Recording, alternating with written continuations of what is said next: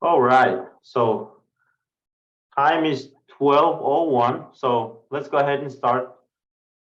Good afternoon, everybody. And so welcome to today's online event called Performance and Load Testing in Production. So right, as usual, before we start with the content today, I'd like to go over a few notes on how to participate on today's session. And so the duration of this session will be around 1 hour. The speaker will be presenting 40 to 45 minutes, followed by a Q&A session, 10 to 15 minutes. And if you have any questions to our speaker, we ask you to please address it through the chat anytime during this presentation, or wait till the Q&A session at the end of the presentation. And our speaker will try to answer as many questions during this event. Also, I'd like to remind everyone that today's presentation will be recorded and we'll be posting all of our recordings to our YouTube channel. And for those who couldn't join the call or anyone who wants to rewatch the session and make notes from the presentations, you can do it so in our YouTube channel. So I'll also put the link to our YouTube channel in this group chat. And so now I'd like to introduce today's speaker, Leandro Melendez. He's a performance advocate at K6.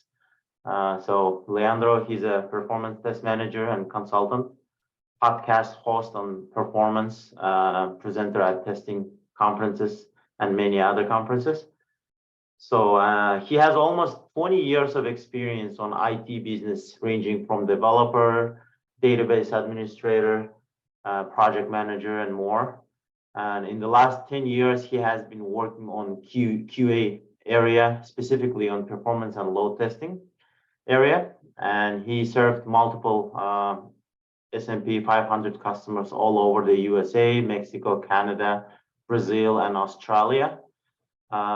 He also writes a performance testing blog called Senior Performer. I'm sorry if I pronounced it incorrectly. And he also cooperates with the Perf Bytes team on producing more online materials for performance and agile testers. He hosts Perf Bytes podcast in Spanish version as well. And I am really excited to have Leandro here. So Leandro, without any further ado, why don't you go ahead and take it away from here? Thank you very much, and thanks for the introduction. It's such a pleasure to be here. And let's get rolling, because I have quite a bit of things that I would like to share with you. Can I steal the screen share, or? Yeah, you can go ahead and share your screen. Okay. I'm gonna stop. We'll just switch it. Okay, I think I got it. Can you see my screen now? Yes, we can. Excellent. Okay, so welcome everyone to this webinar where we are going to be discussing a little bit on how to break this fear or this taboo that we have about running performance testing in production. And not only performance testing, load testing, something that, well, it has been a scary situation. Everyone knows, like almost like our grandmas should tell us, you never touch production. But I'm coming today to break these taboos and these paradigms and show you why should you consider to do these things and how, which is most important. But before we dive in, I'm going to append a little bit on the introduction that I received for the ones that do not know me. This is not okay. Here it is. As mentioned, I am Leandro Melendez. I am also known as Señor Performo. I am a DevRel in Grafana K6 or DevRel, Perf Advocate, whatever you want to call it. I like to do a lot of these presentations, help everyone to improve their performance practices, agile testing, QA, observability, everything that I can come and help you. I'm happy to. And well, if it happens using here our tools at Grafana K6 or Grafana in general, well, that's a little extra. But not sales pitch, but I like them. I was a fan of the tools before I joined the company. But enough of that. Before that, as mentioned, I started as Señor Performo, this not so secret identity, which started with a blog, www.srprf.com. If you want to go and check some of the old posts that I haven't posted that much recently because I started to switch in the content type. I'm presenting and giving some introductions and explanations, helping people in a couple of YouTube channels. You can find me as Señor Performo, ENG for English, ESP for Spanish. And as mentioned, not only that, I also am the host of the podcast Perfect Español, where I try to translate all the knowledge and all these things into the language, the Spanish language, for our friends that do not handle very well the English. But at the same time, I'm a co-host in the main Perfect show, where we try as well to bring you all the status, news, and things that are happening in the performance, IT, and QA worlds. And last but not least, I wrote a book. I published it not that long ago. You can find it on Amazon. It's a hitchhiking guide to load testing projects, traditional load testing projects, where I try to explain all this with fun analogies, faces, and explanations. It's how to do a waterfall project. Still relevant, that knowledge that you should have. Second part is a work in progress, but stay tuned for news around this. I added in the screen a QR code if you want to scan it and go to a repository where I have the links to many of those things that I have been doing. If you want to take a look, subscribe, like, or whatever, all those things, feel free to. But enough about me. I want to thank you all for being here and, well, enjoying and during this presentation. I want to building an altar to all of you and also to the SQE group from Houston that invited me and gave me this opportunity to share this knowledge and to interact and be helping as much people as possible. And well, let's start. What do we have as the menu for today? Today, the talk, I'm going to be dividing it in three main dishes, three courses. We're going to start with a little appetizer for traditional performance testing. I want to make sure that all the concepts from the past are clear and understand why some of those may not fit that much, or what differences do we have to do nowadays if we want to get to the second course, which is how to get into production, these scary things that we are going to be talking about today.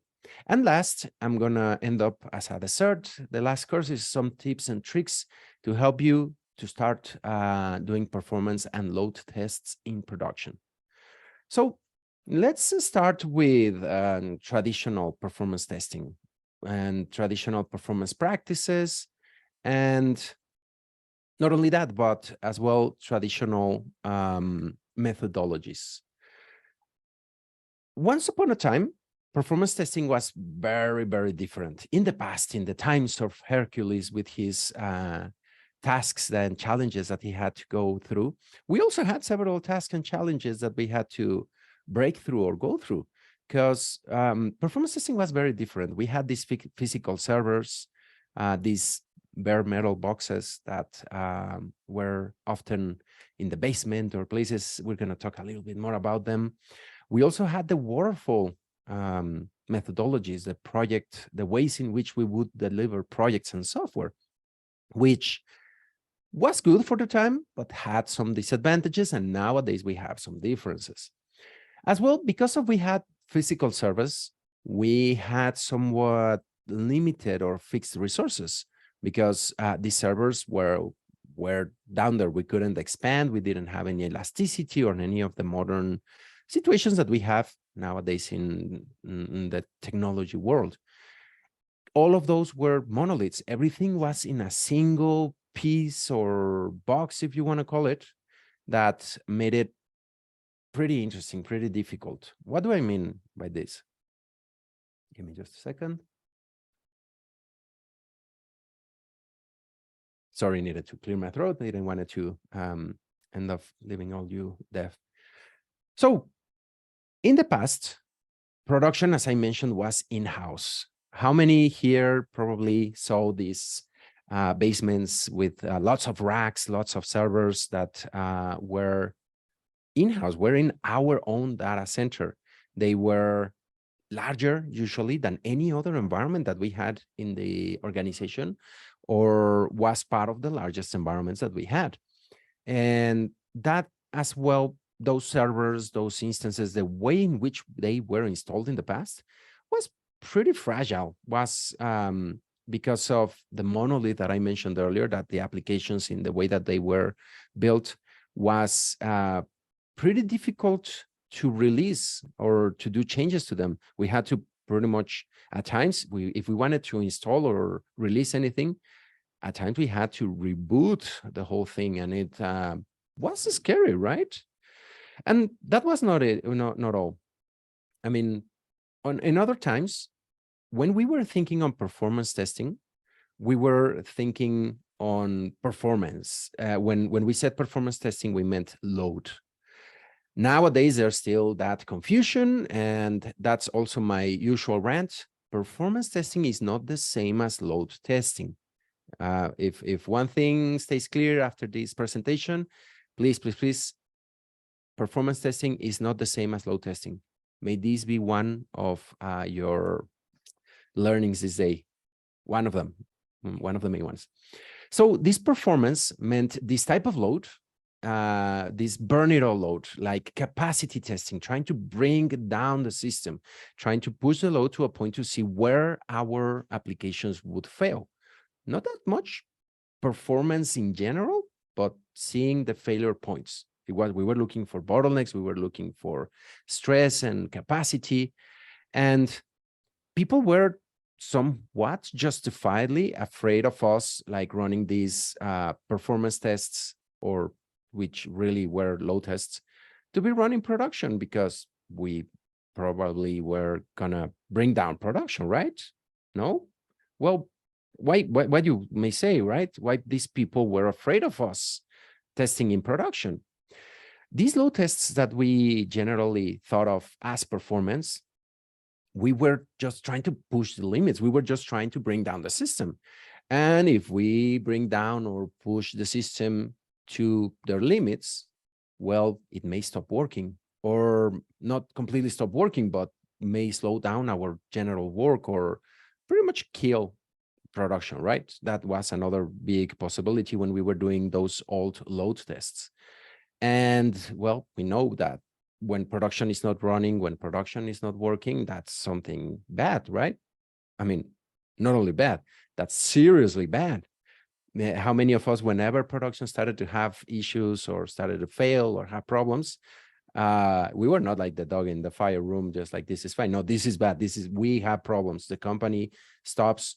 Those big old servers that we had in the basement had to go and be checked and rebooted and fixed. We need to go back into productive state. Could not stop. And even nowadays, production should be as much as possible online and working and prepared for any of these situations. And the risk of bringing down production was not the only situation that we had in the past. We couldn't easily see what was happening in production before.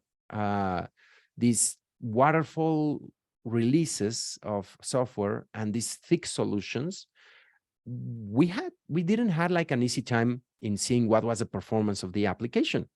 We were struggling to see, or we had to dig for logs. We had to some tools, modern tools like APMs, and that we are going to talk about, were not as good, or maybe they were too powerful and too much that they were slowing down the server. It was really hard to see the performance without automations. We used these automations to give us this response time. We hooked some monitors to tell us what is the efficiency of a software, how much in terms of resources was it consuming. And that made it pretty difficult. And we also had to do it in advance. Why? Because most of the time, we couldn't see what was happening in production. What was the performance? We had to do it before release and make sure that it was good. So this made it like a chicken and the egg situation. What has to go before? Can I know performance before an automation, but I need an automation to know the performance.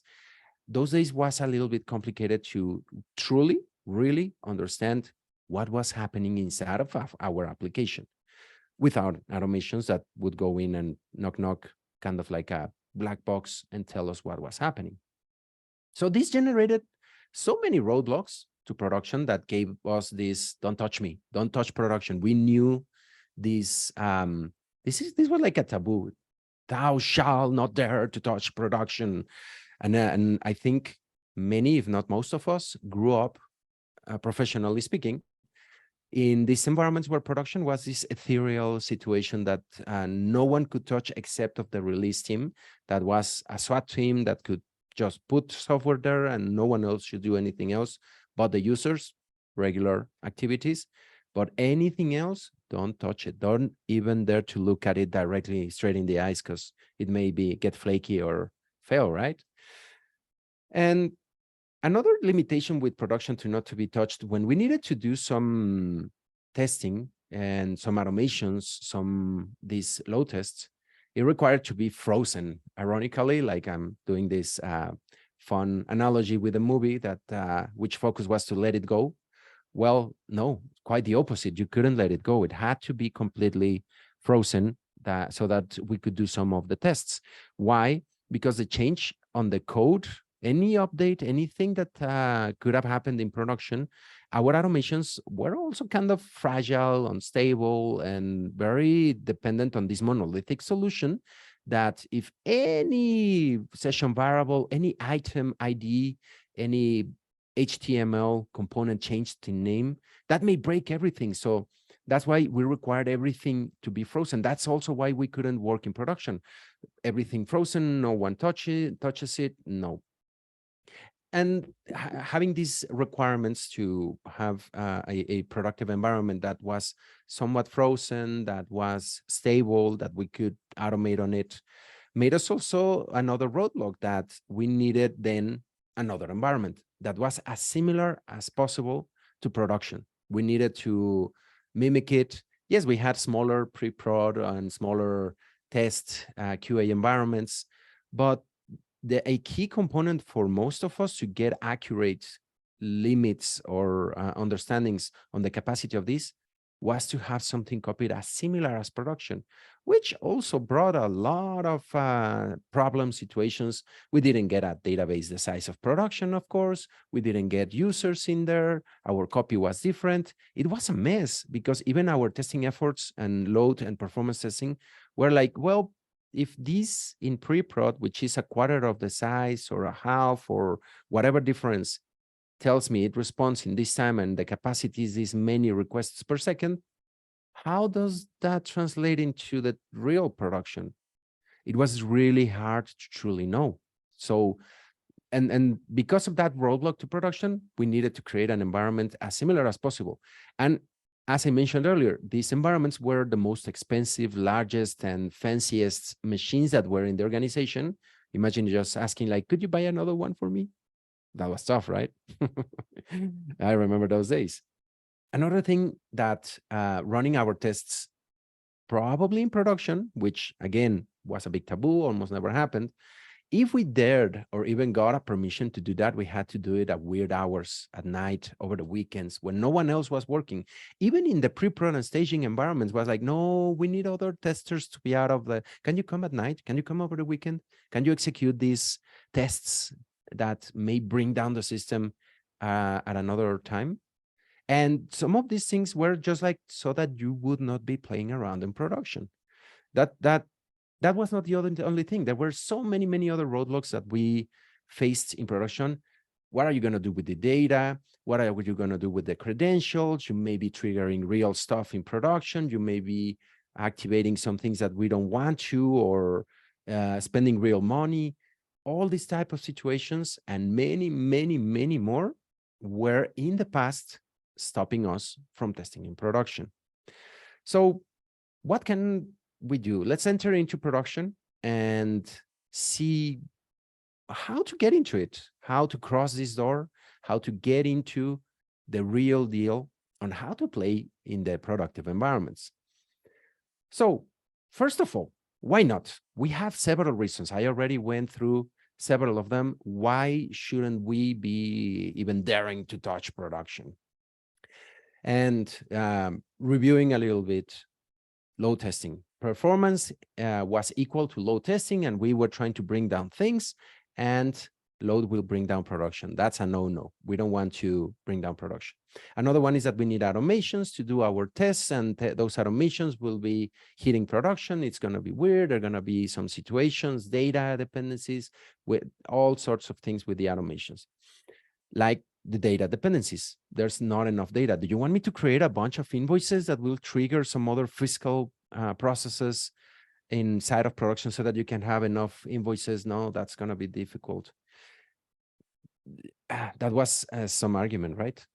And as well, the hardware limitations, not only in the productive side.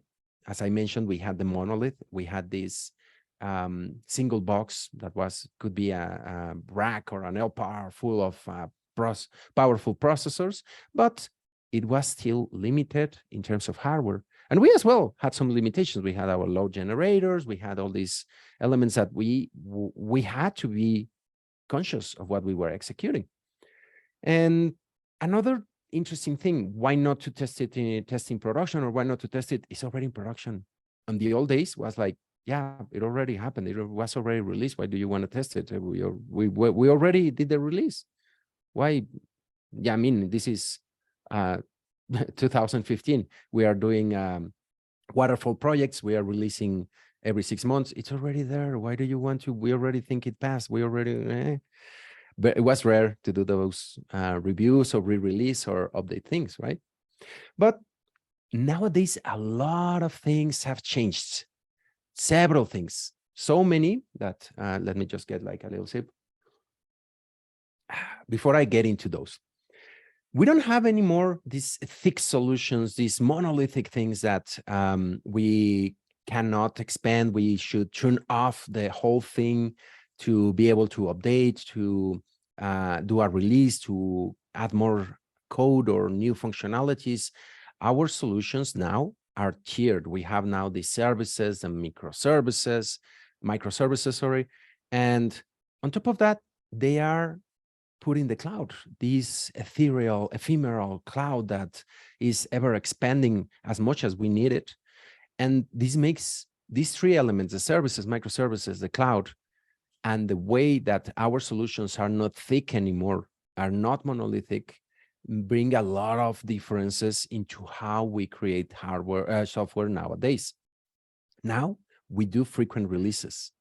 In the continuous agile, Kanban, all these CI/CD, DevOps methodologies bring a lot of changes to what used to be how production behaved or how we treated production. Nowadays, we are boom again, new code, boom again, new code, boom again. Hopefully, this is a good parenthesis. If you are not releasing continuously into production, not staging, not pre-prod, not QA, not production. If you're not doing that at least once every 2 weeks, or at the very least once a month, you may not be so agile, continuous, or so. Now, there's another term that I like to introduce you, the BOLT. A friend of mine came up with this because I used to call them big ass load tests. BOLT, easier. And these bolts that try to measure the capacity and the size of our server and how much it can take. Every sprint, every time that we do a liberation, a release, new software is sent there. The bolt or whatever test that we executed earlier gets invalidated right away because this change makes those old metrics not good anymore. And another thing is with the Elastic Cloud and the Elastic components is really, really hard to have a good measurement or a good number on what are we testing or what are these limits that we are supposedly trying to find with load testing. Again, load testing and performance testing is different. We should be focusing on performance, not only BOLT and big as load tests. Performance in general is really important. And probably these big as load tests are not that much needed anymore because production is already there. We already have this MVP, this growing machine or system or solution or platform that is already being used by productive users. We already should know the performance of that instead of focusing on seeing the capacity. We already know that it has capacity. If we are releasing software continuously, well, it's already there. Why are we obsessing in trying to push it to the limits again and again if we know that it survives?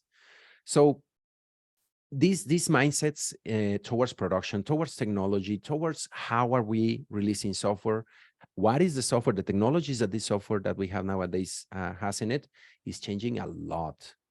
So let's enter into this modern production, because production has changed, has evolved. We have, even as we may think as these untouchable entities, environments, like in the past, in modern times, we're doing things differently. As I mentioned, production nowadays has elasticity, can grow, is in the cloud, has all these capacities, even if it's in a box, in the basement. If we are working with containers, Kubernetes, all these modern technologies that allow us to expand, even in a single box, it could expand inside of that box and be variable and make it kind of different than what we were used to before. Now we are, as I mentioned, we are releasing software into it continuously, many times not even turning it off completely, right? These new productive environments that we have are interconnected. It's not a single box, it's not a single component. We may have our solution, thanks to the services and microservices on how things work nowadays, it may be distributed. One component of our productive solution may be in a data center in Houston, another maybe in Ireland, in another data center, and they are connecting, or some others in Mexico. So, but a single productive environment. And this makes it completely hard to get inside of your mind in trying to push it towards these limits that we were used to. Another really, really cool thing that modern productive environments have is that they can be rolled back, or should be allowed to be rolled back. Modern software, modern technologies should have this capacity. I mean, this is cornerstone for modern software. And we nowadays have some modern techniques to release the software. It's not like in the past, but we had this huge transport, or we had this installer, and there are so many other techniques that we can use that make it modern and different. And at the same time, performance testing has evolved as well. It's not only load anymore. If all of you that want to do performance testing are only thinking about load, you may need to change your mindset a little bit. There are some other components of the performance testing sphere. What is performance? It's not only load. Load is just a little thing that we can do around performance testing. We can test performance by RUM, real user monitoring, checking what is the performance, what is the experience of our users, real users, physical people clicking on your application. We can also implement some synthetics and unit testing, which will tell us what is the performance of production of the software in other areas, not only in production, while it moves towards production with unit testing. If we measure the performance for that, we can get performance metrics, which counts as testing for performance. Another one that is not only load, these bolts that I was talking about earlier, we should focus as well on checking what are the variations after releases. As I mentioned earlier, if we do a big test and know the capacity of our productive environment, blah, blah, blah, and on the next release, we get another change on the code and the performance changes, that we have to execute again that humongous test, is kind of pointless. When you are working in modern production environments and modern releases, continuous, agile, DevOps, you should focus more on the variation that you see on the production metrics, on the performance metrics, I'm sorry, rather than trying to bring down the system. If the system a week ago was good, was okay with the code as it was, the performance was good, we knew it was good, and we are releasing a little change here and a little change that because we are not doing big bang releases anymore, we should just check that that new release doesn't deviate too much the performance that we had before. That's the focus. That's the key difference on modern performance. How can we do that? not only with automations, as I mentioned, and not only with load tests, we can also implement observability in our productive environments. Be able to observe the processes inside our processes and our application. What is the performance that they are doing, that they are having? What is the performance that our users are experiencing? Because that as well, with a little bit of ROM, we know what our users are experiencing, not only what we see on the server, because we can be missing some of the transport layers, the network, what is happening, if they have slow browsers, if the render in the front end, what performance is low, we will know a lot of that. And with good observability, we will know what is happening inside of the code. We can see almost by a line of code, notice where things are getting stuck and where are they failing. And keep in mind, as I mentioned, it's not only or the priority of big as load tests, the bolts. Sorry if you hear this, someone is ringing at the door here. If you focus too much in only these big tests, those are becoming less important day by day for most organizations. If I don't know, Taylor Swift is coming into your platform and you may get a lot of people, yeah, then maybe you will talk a little bit about that. But for continuous, for most of the time, for most of the organizations, you don't need that anymore. You don't need to focus that much on those capacities. What you need to keep in mind is that you can also load test, but I recommend it, I call it the Chihuahua Lotus. Yes, do some automations, but now you are having tiny little releases, like little puppies, a lot of them, or a few of them per sprint by sprint. Your load test, your automations should be as well similar to that. Just focus on that little component that you are releasing in this sprint, not a big bang test with everything. Well, maybe your little Chihuahua release is going to be running in the kitchen. Why are you trying to test the bedroom or the bedroom's bathroom? I mean, focus on the kitchen, focus on that area. Have little Chihuahua Lotus in that area, in that component, in that module, and check what is happening. We can also have not only Chihuahua load test in terms of automations, we can also have users load testing. And this is another thing that we were told, like, what, are you going to have a bunch of, a room full of users clicking at the same time? Well, yes, we can do that nowadays. I'm going to show you how. But again, we should not focus or trying to do these bolts, and especially don't do them in production most of the time. Don't you dare to do a bolt in production. That can be all sorts of consequences. But there are times where you may want to do that. What do I mean? Sometimes production, as I mentioned, is the largest, most powerful environment that you have. It's a mutant environment with lots of components, lots of pieces. It's a big cloud of microservices all over the place. And if Taylor Swift again is coming, you may want to do that in production to know if your environment can take that huge load that you are expecting. Or just try a little bit and see where does it get stuck and try to push it a little by a little. But only in those situations, Black Fridays, end of year, I don't know, tax season, when everyone is sending their taxes. Some of those situations, yes, you need to do those big bolts tests in your environments, probably in production, because if you have no way to simulate this massive load that you're expecting, well, you may be facing some of these situations.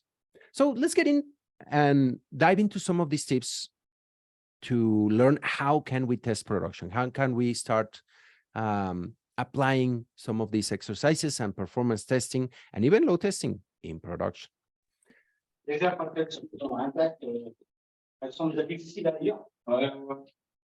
again? Was that a question? Or someone forgot to mute? I think someone just unmuted themselves. Okay. Leandro, you can go ahead. Okay. So I saw that there are some questions in the chat. We can go over them in a moment. Let's move on. And sorry, I thought it was like a question. So to start testing into production, we should not never, ever just jump into it and start slamming it without some preparations before. Someone mentioned in LinkedIn yesterday that testing in production is like throwing gasoline into something already in fire. Well, we need to fireproof production. What things we need to do before we even dare to start touching production? Well, first thing, when we release new software in our modern continuous productive environments, we need to make sure that it's super easy and efficient to roll back the software that we are releasing. This is something that several organizations and even a close friend of mine told me, like, you won't release into production if you don't prove that you can easily roll back what you are releasing into. And that's, I think, a key component that for us to be able to performance test there and make sure that whatever arrives there is good in terms of performance. If it's not, roll it back right away and check it and fix it. For that as well, we need to have some release techniques. Hello? I think someone unmuted again or forgot to mute. So we need some release techniques as well. We cannot just be pushing into production new software and we need some methodologies. There are several cool ones that we're going to talk about in a moment so that you have some control and some clever ways in which your software can arrive there.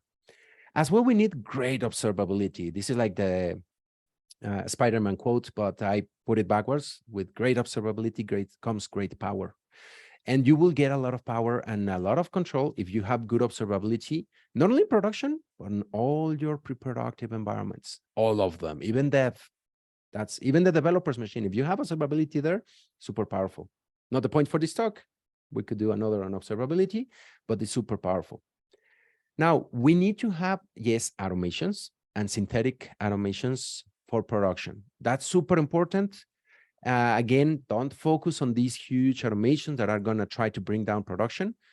Chihuahua, little, tiny, focusing on each one of the APIs, methods, things that we are going to be releasing this sprint, and probably we can leave them as synthetics, checking continuously what is the health of those things that we have in production. And last, we need historical metrics, something to compare with. Something that we know what is the performance for the last month, for the last 3 months, 6 months of our environment to know if there have been any variations or any impacts in terms of our performance.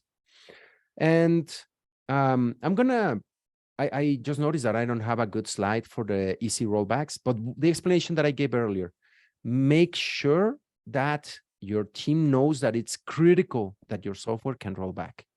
I'm going to leave it there. It's critical. It's super important. Even if you are not testing performance in production, it's critical. Now I cannot move to the next slide. What's happening? Okay. So speaking of metrics and automations, you can and you must use automations. That's super important to have them in production, something that you are going to be scandalized, but not the automations that you think about when you hear performance mentioned, like, yeah, let's bring down the system. No, we need these automations, as I mentioned, short, small, focused, not too loady. Let's say we want 5 threads, 10 iterations, it's like a ping. The key for these automations that we're going to have in production, they are just checking the health of our system. 5 users, 10 iterations, tiny little bit of load. Are you fine? Okay, give me the metrics. Okay, cool. These automations, if we are doing it in modern ways, should not be super huge, super large. We can get them from QA and use them in production. All the QA processes that we may have from some other testers, even web automations like front-end functional, can give us useful metrics from production. We can focus only and let it iterating as synthetics, just the important ones. We need to keep the metrics. Everything that comes out of those continuous executions that we're going to have in production, we can keep them and mix them, not only with automations, but real user monitoring. Whatever the user's experience, we can also add them and store them to have comparison points and to see what is the health. We have the heartbeat, beep, beep, beep, beep, beep, beep, beep. That's something bad. But if we have the previous to compare, if we're looking at the heartbeat of a bird, beep, beep, beep, beep all the time, that's normal. So we need these comparison time points. Now, again, what are we going to do with these points? Observe them. Great observability, super important.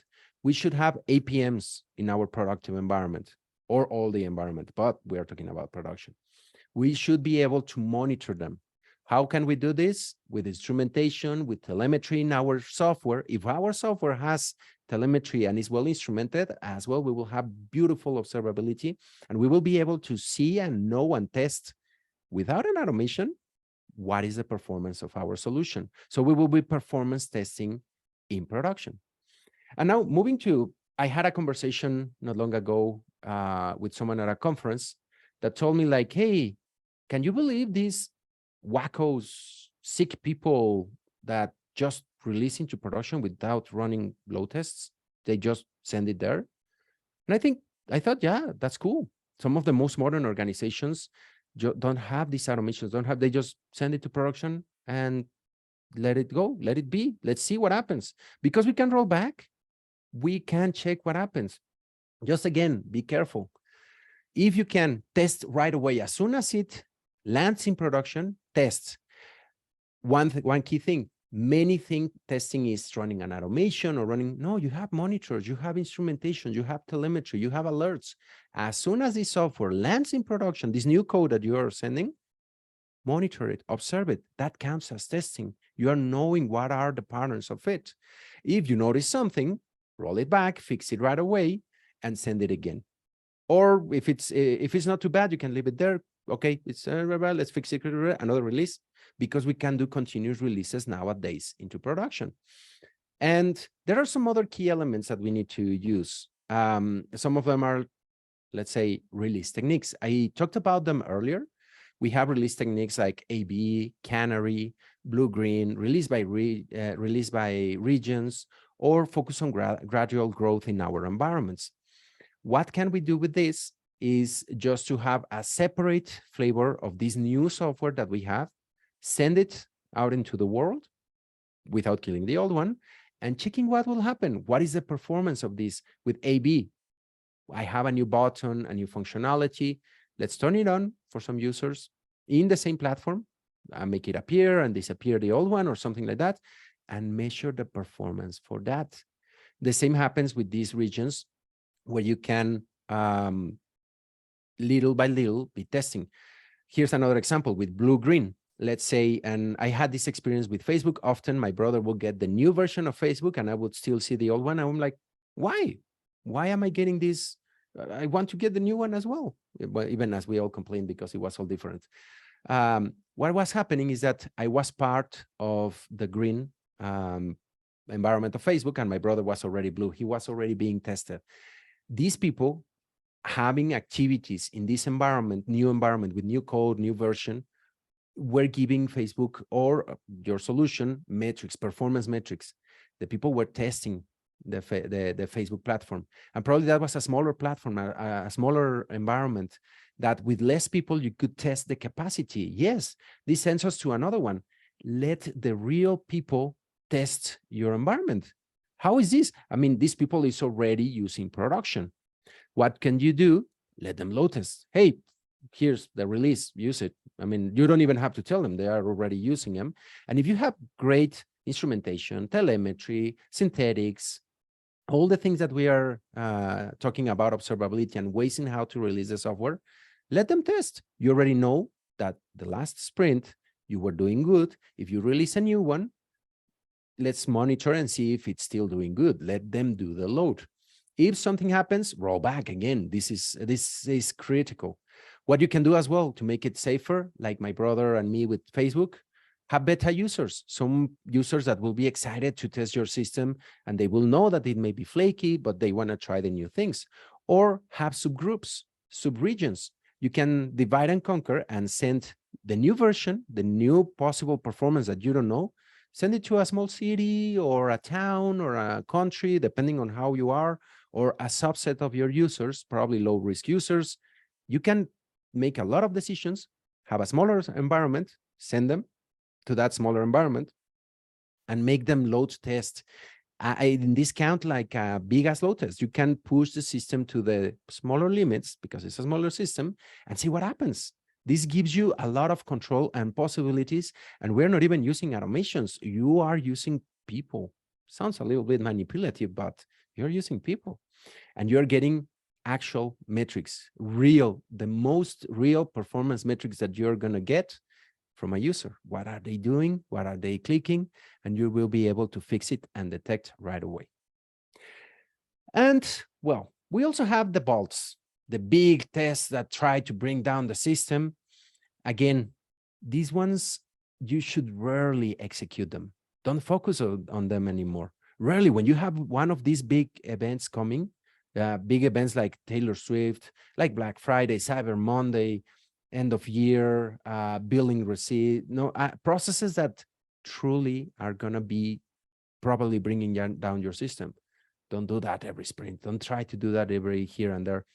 If you have all the tools that we have mentioned earlier and you try to do a bolt, you will have a better experience, better metrics, better results, and you have a faster time putting together this bolt because you already have some of the automations from before that continuously happen.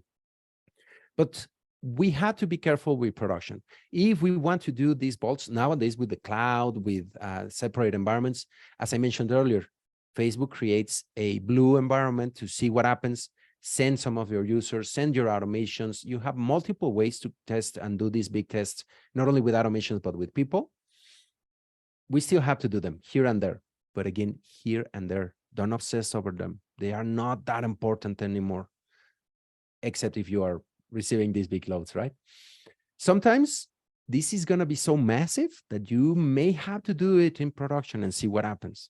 Just beware, these mixes, you need to prepare data, you need to prepare separate subsets to know what is the production test data and do these big tests. So to close it up, some last thoughts. Performance, again, I want you to end up with this. Performance tests are about speed and efficiency in general, not only under load, under massive loads or capacity. Don't obsess on those bolts. Don't obsess on trying to push your system to the limits. That's not so important anymore because with the ever-expanding cloud and elasticities, you should monitor what is efficiency on the software in your cloud and see if your cloud bill is not going to get crazy. Because even with that, if you see a fast response time, you may be just overspending your cloud. It's fast, but it's consuming CPU like crazy. Not bueno. That's not good. And you should prepare production and your releases to be robust. I mean, that they won't die right away, that they can be rolled back, that they are in components, that they are testable, that it's easy to hit them even in production. If you release something into production to be tested, you should have a subset of data to be tested, to be automated for test users, for real users, so that you can see what happens. And all these tests should be repeatable, that constantly are running there, so that you can see what are these deviations. Don't focus on the limits on Everest. No. We're doing well right now. If you want to push it a little bit, maybe try it here and there, but it's not the norm anymore. Most organizations, again, keep thinking on trying to bring down the system. No. Small tests, testable, repeatable, and most important of everything, observable. Have observability in your productive environments and align it well with your release processes and your tests and anything that you put as automations in production, because you should, which will give you a lot of advantages. And not only for performance, with good observability, you can catch many other defects, errors, problems compiling, bugs, defects.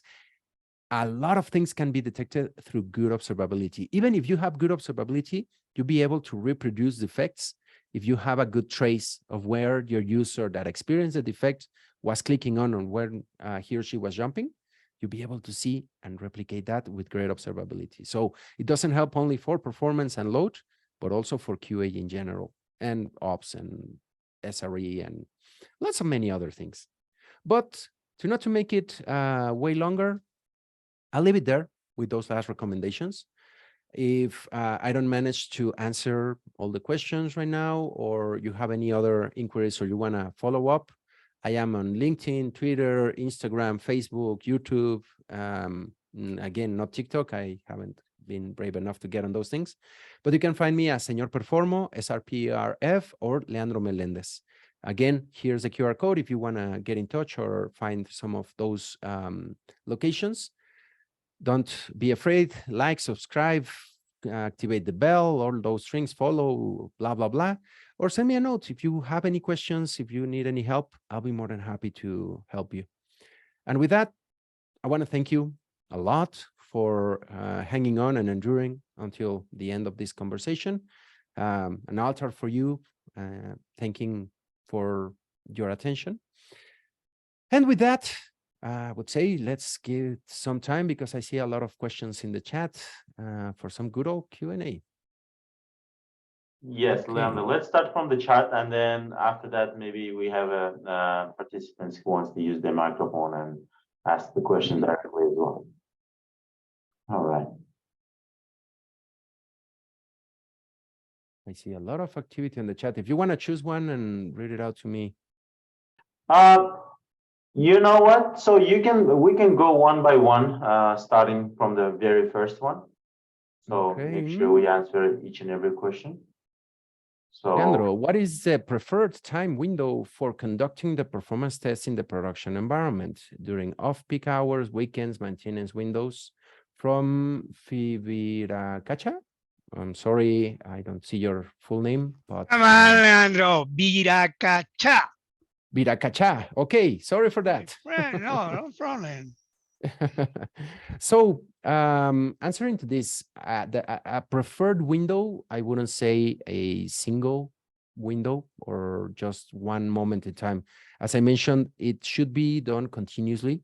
On one hand, set as synthetics, these little tests that continuously are pinging your process, key processes, not all of the processes, to see how they are doing, paired up with observability instrumentation, so that you know what is the performance on this.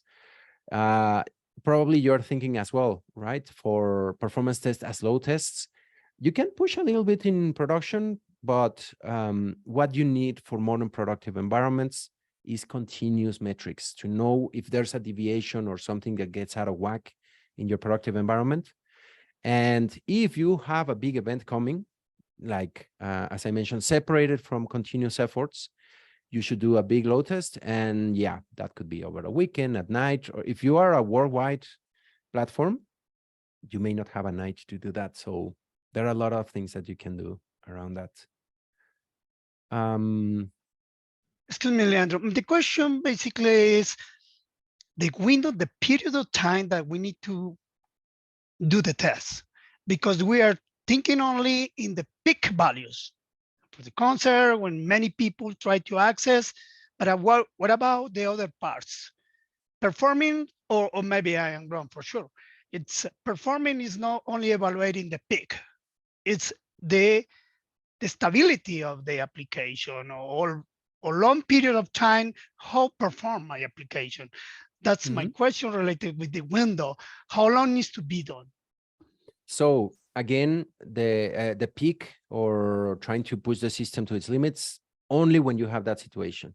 For the rest, this continuous that we mentioned, I would suggest, depending on what is your, I would leave it running permanently, that it executes, again, small, few threads, a few iterations, every hour, every 30 minutes. I know organizations that leave them running every minute so that they can have this historic. And it's really good because as well, you know what is the performance on weekdays, on weekends, at night, at 9 a.m. when everyone logs into the computer and it's super busy. Some of these things, you should leave them running almost permanently. That I wouldn't say just focusing on some time windows. It's the importance is to have like a heartbeat. It's not a snapshot. Continuously, you want to see how it is doing. Yeah, on the weekends, it's going to be better. On the weekdays or peak days, it's going to be even worse. But you want to know those things continuously. That's the key. I hope I answered. Yes, sir. Thank you. Anytime. So I see one from Upinder. I'm not sure. I hope I'm pronouncing it well. Yes, Upinder. Okay. Yeah. So the approach to risk assessment on microservices in production.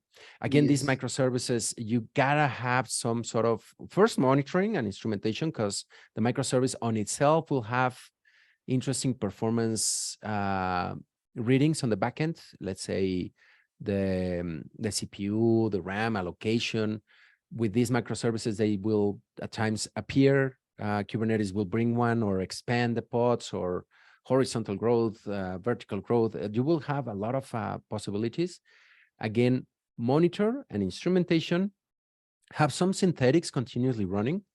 And something also cool, if a microservice, you want to push it to limit or do a bolt just on that microservice, it's easier because you just have one request to do over it.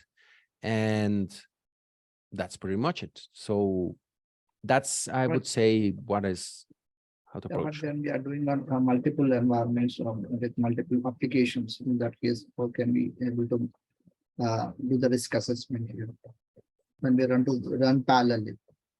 So these are you're mentioning like the front end applications. Maybe you have a mobile interface, you have an other system. Yeah. This one, you could do a mix, calling it, I mean, if your microservice is having problems or is just instantiated for that particular application, you can also leave some iterative automations checking. And at the same time, you could do a front end. There are some automations and some tools that let you, as I mentioned, bring up a browser window or even a mobile device that will be checking this health. Again, it's not about load. It's about continuously knowing what is the health of your microservice. If your microservice is well, the rest of your application most probably will do well. But for that single application, you should have a few synthetics or continuous automations checking how that microservice does, the other microservice per application or platform. I hope I answered that well. Yes. Excellent. Okay, moving next to Lou. Hi, Leandro, but then what about those unexpected situations which you can and must so far find in advance, which let's say, for example, a stress test, because you can observe the normal load for a while in production, but if a peak happens, then maybe you are in trouble to find this issue. If you didn't make stress tests before, how can you figure it out? So I suppose that every now and then it's a good idea to fully check the performance with a wider performance testing, right? The key here of what you're mentioning is here and then. If you have the continuous checks for what is the performance and health of your application, you have those synthetic automations. It's really, really easy that you get those automations, put them together and do a load test. I highly recommend to do that in production, and it depends what is the peak that you are expecting. Again, if you're launching a product, if you have a big sale, a big promotion, or your system just appeared in the Super Bowl, you need to do a big test before that. But just by accident, that suddenly you get like a peak in terms of users, how big can it be? Like 20% larger, 50, 100? You could simulate some of those. I cannot tell you exactly how often, because it depends on the situation. Every 6 months, every quarter, but it's not something super critical if you have all the other components. If you have the instrumentation, you know what is the utilization, you know how many users, how many requests, all this in a normal day happen. You have the automations, and you have prepared production to have a subsystem, sub-environment, the blue-green, or even a sub-data set that you can push it to its limits. As was asked earlier, you could, from Viracacha, you can schedule it on a weekend and see what happens. But again, you are not always trying to push it to the limit. You want to see 50% higher, 100% higher, but not push it to the limit. That doesn't make sense that much, except if you are doing a big sale, a Super Bowl ad or something like that. It's not so necessary. I hope I answered that right. Yeah, you did. Thank you very much, Leandro. Thank you. My pleasure, Lou. Okay, moving on again, Viracacha.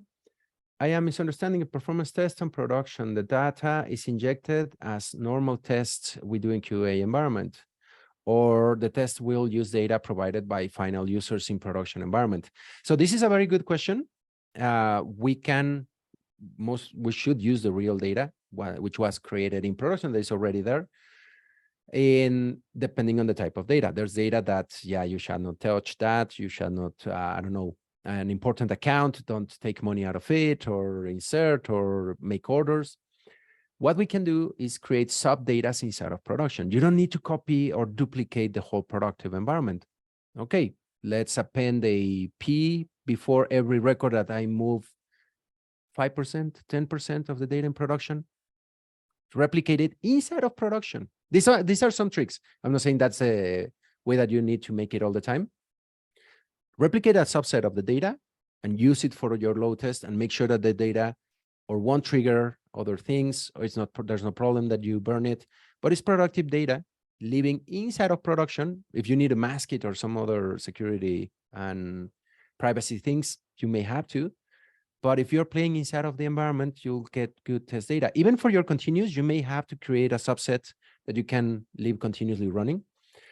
And arguably, some people may say it's not that much, but it may be even easier because you're just inside of the same system copying the data or having some processes that prepares it. So data is often a good consideration when you want to try to test in production. So even performance load or QA in general, it's important to have sub data to test on it. I hope that was clear. Yes, sir. Excellent. Okay.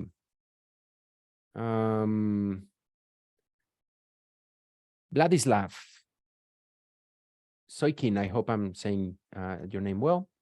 So point number one, in your Chihuahua theory, you say testing by 15 threads for 10 iterations, but as I understand, then you had to get data of how many requests were sent by real users and sum it with your load, right? So again, the Chihuahua tests are not oriented at mimicking real user behavior that much. I mean, with good telemetry and instrumentation and observability, you will know exactly how many times each API, each service, each request is done. It's not anymore, your applications are not that much anymore like before that we had to script step by step, screen one, then screen two, then screen. We already know each API, how many times is requested. So we are not trying to mimic that behavior. If we are trying to do a vault or something that represents, yes, we need that behavior, and it's easier than before with good observability because you know exactly how much to hit each API. But with the Chihuahua Lotus, you just want to have something that stresses it a little bit and that you know what is the behavior and what is the performance for that. So it's not so necessary to have it like so relevant from the users that you have, the real user activity. I hope that I understood the question well, Vladislav. Are you still around? All good to move to? Yeah, I got it. Okay. So let's move on to question number two. Let's say some of those users start getting errors. What about their user experience? Don't matter, let these users have bad experience and lose these clients. So as I mentioned with the release techniques, if some users start to have a bad experience because of bad performance, if you have monitoring and observability, right away, you will detect that and you can roll back, write them even. I love a call center where I had a situation with my internet provider and right away they say like, hey, we know you're Leandro. We know you have an issue with our service. We're working on it. We're so sorry about that. That felt good. And with those activities, you can trigger alerts. You can trigger rollbacks to go to versions that were stable and working well. And if you're going to release just into production without testing too much, or I highly recommend those beta testers or subgroups where you can send low-risk users. And yeah, if they have a little slow experience, because you're monitoring, because you can roll back, if they start to have a bad experience, you can roll back right away and fix their experience while you work it out, release again. And you have this subset of users that will load test and give you performance metrics so that you can fix them. And yes, there's this risk of some of these clients to be lost. with the release techniques, you may try to be smart, like, yeah, which one, or do the beta environments, those where the users are like, I know this may be slow, maybe faulty, but I want to try the newest things. I want to try what is coming up. So those are some of the techniques that you can do for these users that, yeah, some productive users, you may be afraid of losing them. And these are some of the techniques and recommendations. Was that good, Vladislav? Yeah, but what if you have thousands of users? Like you have a large company and maybe you don't even have so much staff to answer them all, that hundreds of them having a bad experience. Isn't Hopefully, it more safe just to have a separate environment and run your performance test there before you're releasing it into prod? hopefully, if you are using good release techniques, you won't have hundreds of users having these problems. The key for these release techniques is to narrow it as much as possible so that you can have a good sampling. If they all start complaining, if you have good rollback, right away, as soon as you detect that you are having performance issues, you can roll back to the previous version that was working well. You already have metrics, you already have logs, you have all the information to diagnose what happened, fix it in pre-prod dev, wherever, and take care of them. But that's the key. When something happens, and because of you just released something probably untested or just tested with some Chihuahua Lotus in pre-prod, let's say, that can also happen in production. If you have these abilities to roll back, to detect, to be alerted right away, even if it shouldn't be hundreds, could be, but if you're already getting hundreds, that's something catastrophic. That's something that you should roll back right away anyway. Okay, yeah, thanks. Anytime. So should I keep going? Do everyone has time? I know that we are a little bit over time. So, Leandro, if you have enough time, we would like to finish all the Q&A session. So if whoever wants to drop off due to their other businesses, so they can drop off, but we can go ahead and continue. Okay. Reading. All right. Yeah. From Maxime, if all work well, why do we need testing in production? Or why do we test production? Well, the first thing is that you're releasing into a new environment that is absolutely has to be different from whatever was coming the code from. So you don't know exactly, even if you tested before and you did the traditional steps, you never know what is going to be the configuration, size, elasticity, distribution. So that's why it is recommended to have synthetics for production testing and monitoring continuous and to know what happens. The other thing why you want to keep these synthetics, if a real user starts to have performance problems, how many of you, when you have, you are using a system, you're in a platform, let's say Gmail or I don't know, Netflix, Amazon, any of these platforms, and you start to have performance issues or the system is down or broken, blah, what do? Most of the time, most of the users walk away, close the window, and probably won't ever come back.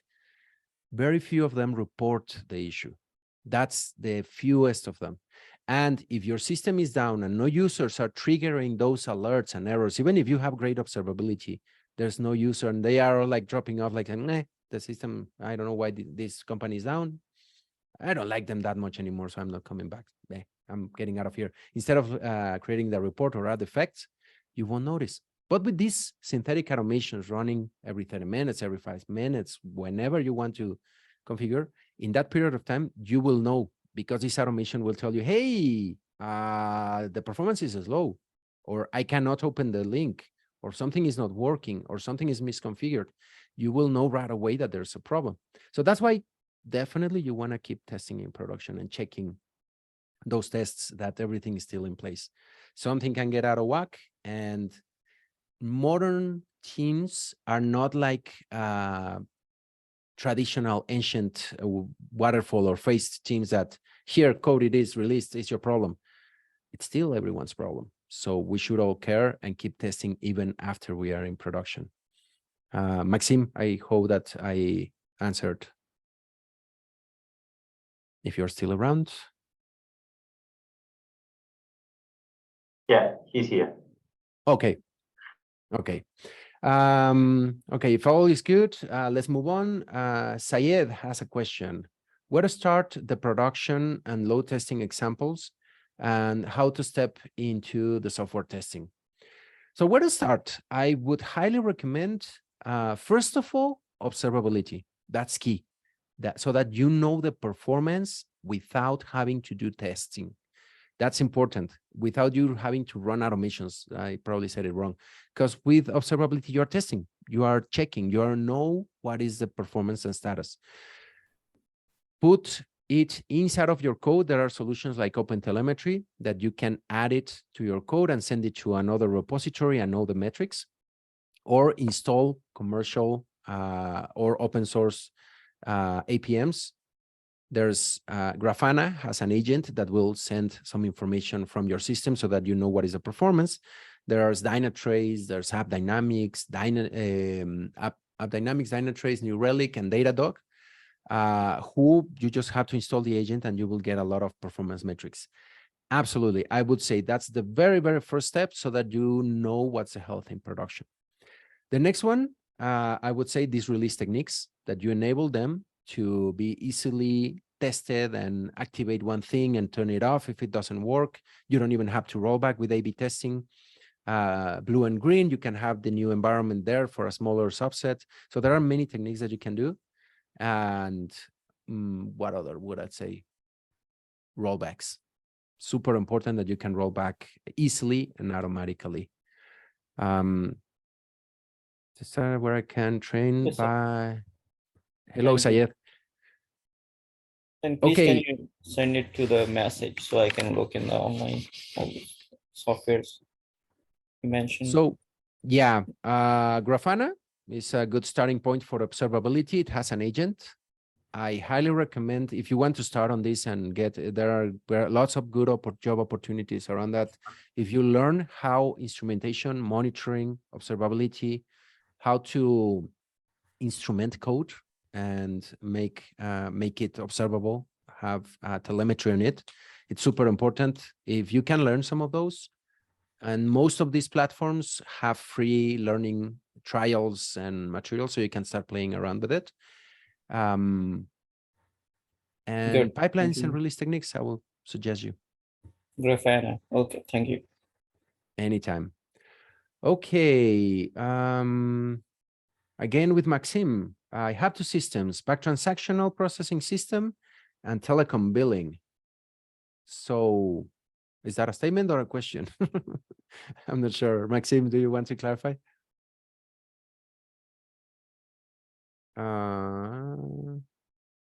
Okay, cannot talk right now.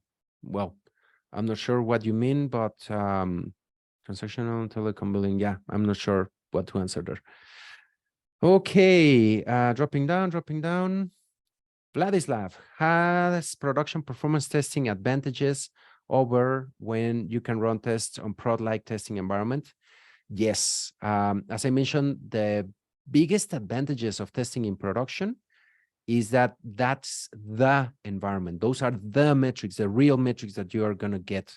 Any other copy of production is going to be a copy, is not going to be perfect.